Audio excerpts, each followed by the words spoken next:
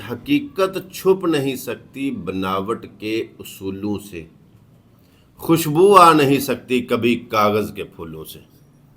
बनावटी गल्लां, बनावटी फूफां, बनावटी चौधर ये ज़्यादा देर तक नहीं चलदी। इन्हां चीज़ां दी ज़्यादा उम्र नहीं हुंदी। ਜਿਹੜੇ ਰਾਹ ਲੰਘ ਜਾਓ, ਤੁਹਾਡੇ ਲੰਘਣ ਤੋਂ ਬਾਅਦ ਤੁਹਾਡੀ ਖੁਸ਼ਬੂ ਆਉਣੀ ਚਾਹੀਦੀ, ਪਤਾ ਲੱਗੇ ਇਥੋਂ ਕੋਈ ਗੁਜ਼ਰ ਕੇ ਗਿਆ ਹੈ। ਬਾਬਾ ਜੀ ਇਸ਼ਫਾਕ रहमतुल्लाह अलैह फरमाया करते सन, अपना दर्द तो जानवर भी महसूस करते हैं, इंसानियत का तकाजा ये है कि तुझे किसी दूसरे का दर्द महसूस हो। खोते, कुत्ते, घोड़े, मज्जां, गावां सट लगे अपनी पीड़ महसूस करदियां ने। ऊठ नूं बकरी दे दर्द का कोई एहसास नहीं। बकरी हलाल है, ऊठ हलाल है, हराम हलाल की गल नहीं पे करता, एहसास की गल करना पे। मजहबां की गल नहीं करता पे, सुन्नी है, वाबी है, शिया है, देवबंदी है, क्रिश्चन है वगैरह वगैरह, बड़ी लंबी गल हो जानी। मजहबां की गल नहीं करता पे, हलाल हराम की गल ये करना पिया कि अगर तुहानू किसी दूसरे का दर्द महसूस नहीं हुंदा तो बाबा जी इशफाक रहमतुल्लाह अलैह फरमाते हैं, इंसानियत का तकाजा ये है कि तुझे किसी दूसरे का दर्द महसूस हो। मैं दे नाल एक गल निक्की जी ऐड करके ते इजाजत लेना कि जे तुहाडे होण दे नाल किसे नू तुहाडा फायदा नहीं, जे तुहाडे होण दे नाल किसे नू तुहाडा फायदा नहीं ते तुहाडे ना होण दे नाल किसे दा नुकसान भी कोई। कल मरना अज मार दो, जो तुहाडा फायदा जो किसी को नहीं। इंसानियत का तकाजा ये है तुझे किसी दूसरे का दर्द महसूस हो।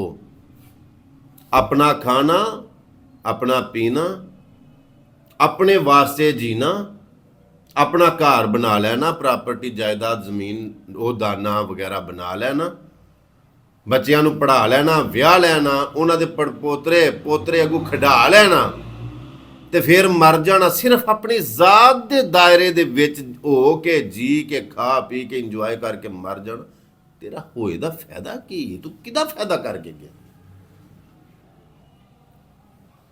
हाँ जी, अगर किसी का फायदा करके जाओगे, जो तुसी लंघ जाओगे उस राह दे विचों ते तुहाडे जान तो बाद तुहानूं कोई याद करे ते ऐसे लफ्ज़ां नाल याद करे कि वो अज हुंदा ना, थोड़ महसूस होए तुहाडी। पुत्र सारिਆਂ ਦੀ वीडियो बना, तुहाडी थोड़ महसूस होवे कि इत्थे कोई बंदा सी,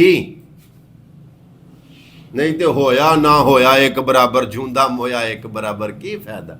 सो आखिरी गल मैं इजाजत लैन लगा, आखिरी गल सुना के सिर्फ मेरी गल खत्म हो गई।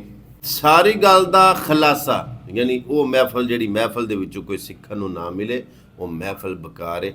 यह मेरा नुकता अपने ज़हन नशीन कर लियो। मैं नहीं आता दिल दियां तख्तियां ते लिख के लैओ तो सोने दे पानी ना लियो। दिल कीता मन्नियो, ना कीता ना मन्नियो। जे तुहाडे होण दे नाल किसे नूं फायदा नहीं ते तुहाडे ना होण दे नाल किसे दा कोई नुकसान नहीं। तुसीं इंज ही समझ लो कि आहे ही नहीं सो। अगर किसे दा फायदा करके भला करके दुनिया तो जाओगे तो मैं कदी कदी शेर पढ़ना कि अखां जदों मीटियां जमाना मैनू रोवेगा, अपना ते अपना बेगाना मैनू रोवेगा। जदों ना मैं मिलिया मैं खारा नूं मैं खाने विच ए जाम टुट जाणगे, मैं खाना मैनू रोवेगा। कई लुक लुक रोणगे, कई बुक बुक रोणगे, गलियां दा याना ते सियाना मैनू रोवेगा। मैं अखां जदों मीटियां जमाना मैनू रोवेगा। क्यों रोवेगा बई? तू की शै है बई तेनू जमाना रोवेगा? तू केड़ा एडा हाउ बिलास है या तू केड़ा वक्त? वो इस वास्ते रोवेगा जे मैं किसी का भला नहीं ना कीता ते कम अज कम मैं किसी का बुरा नहीं कीता। आखिरी बात, मेरी गल खत्म हो गई है। हाफिज साबर साहब अल्लाह गरीके रहमत करे, वक्त दे दरवेश सन, वक्त दे वली सन, साडे भोपाल वाला दी सियालकोट की धरती दे बड़े बड़े फकीर इंसान सन। एक जनाजे ते हाफिज साबर साहब आए, अगे मैयत पई सी, लोग दुनिया इकट्ठी हुई सी ते टाइम जनाजे का हो गया तो हाफिज साहब ने एक गल की, उन्हें आख्या लोगो ਮੇਰਾ ਇਸ ਵੇਲੇ ਬਿਆਨ ਕਰਨਾ ਬਣਦਾ ਨਹੀਂ, ਕਿਉਂਕਿ ਸਭ ਤੋਂ ਵੱਡੀ ਨਸੀਹਤ ਹੈ ਤੁਹਾਡੇ ਸਾਹਮਣੇ ਪਈ। ਜਿਨੇ ਇਹਨਾਂ ਨੂੰ ਵੇਖ ਕੇ ਵੀ ਕੋਈ ਨਸੀਹਤ ਹਾਸਲ ਨਹੀਂ ਕਰਨੀ, ਉਹਨੇ ਮੇਰੀ ਲੰਮੀ ਆਵਾਜ਼ ਦੀ ਵੀ ਕੋਈ ਅਸਰ ਨਹੀਂ ਹੋਣਾ। ਸੋ ਜਿੱਡੀ ਲੰਮੀ ਗੱਲ ਮਰਜ਼ੀ ਕਰ ਲਵਾਂਗੇ, ਗੱਲ ਦਾ ਖੁਲਾਸਾ ਸਿਰਫ ਇੰਨਾ ਕੁ ਸਾਰਾ ਕਿ ਦर्द दिल के लिए पैदा किया इंसान को, वरना इबादत के लिए कम ना थे करो बयान। ਦੂਜੇ ਦਾ ਦਰਦ ਮਹਿਸੂਸ ਹੋਣਾ ਚਾਹੀਦਾ। ਅੱਲਾਹ ਪਾਕ ਦੀ ਜ਼ਾਤ ਸਾਡਾ ਬਿਆਨ ਆਪਣੀ ਬਾਰਗਾਹ 'ਚ ਕਬੂਲ ਫਰਮਾਵੇ।